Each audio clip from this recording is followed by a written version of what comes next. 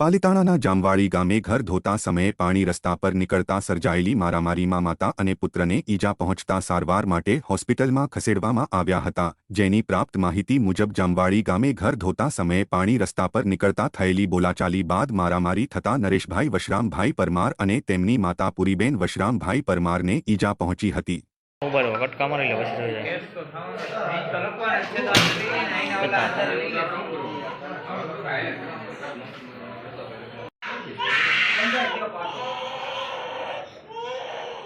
बच्चों केस क्या से